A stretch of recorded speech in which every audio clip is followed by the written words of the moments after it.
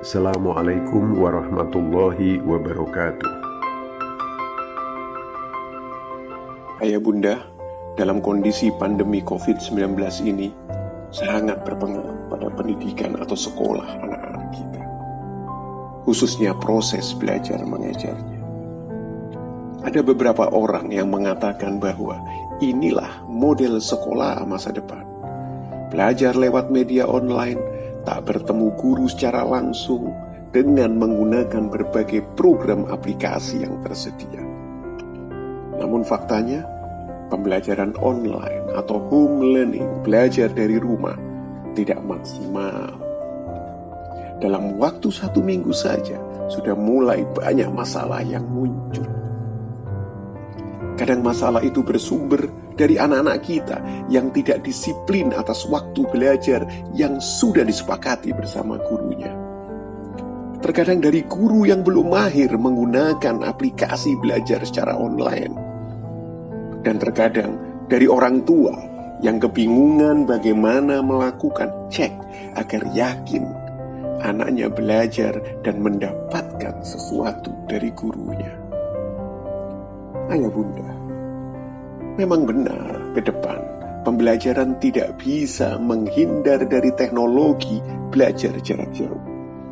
Semua ahli pendidikan mengakui itu.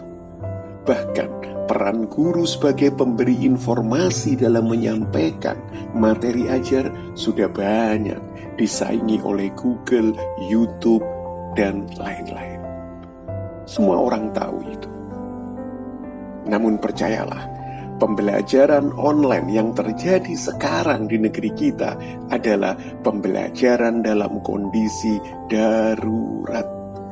Artinya kita dan anak-anak kita semaksimal mungkin harus berada dalam rumah, karantina diri dalam rumah untuk mengurangi penyebaran COVID-19 ini.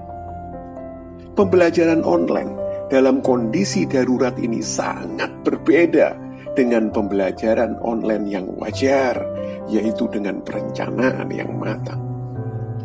Karena itu, ada beberapa hal yang patut kita perhatikan sebagai orang tua dan juga guru.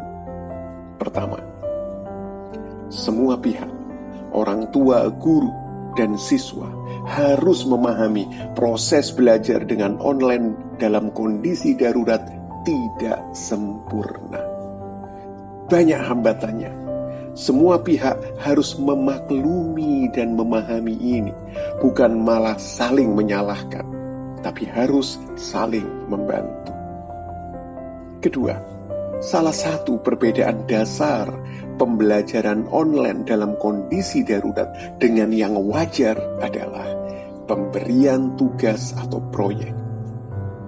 Dalam kondisi wajar, pasti proyek-proyek pembelajaran membutuhkan anak kita untuk keluar rumah dan berhubungan dengan lingkungan yang terkait dengan proyek itu sendiri. Pembelajaran online yang profesional malah mewajibkan anak-anak kita untuk turun ke lapangan.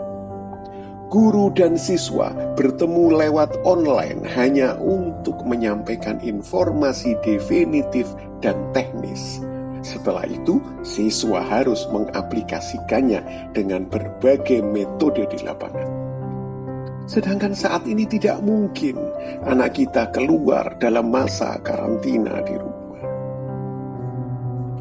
Ketiga, yang bisa kita lakukan sebagai orang tua hanya melakukan refleksi kepada anak setiap selesai belajar di rumah. Refleksi itu sederhana.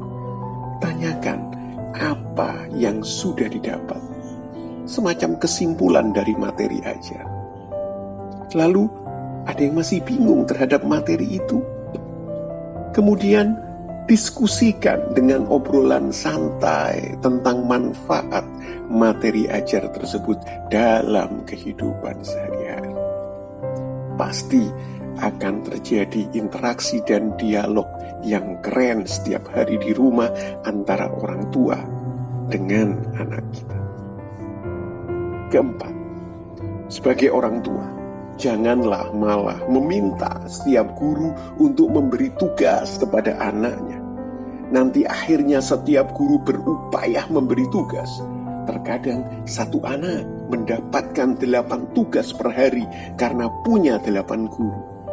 Anak kita akan stres. Ingat, ini kondisi darurat.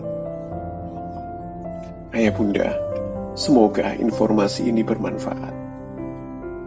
Ayo terus semangat, terus berdoa kepada Allah Subhanahu wa Ta'ala agar musibah pandemi COVID-19 ini segera berakhir. Amin ya Rabb. Terima kasih. Saya Munif Hatib. Assalamualaikum warahmatullahi wabarakatuh. Rasil untuk Islam yang satu.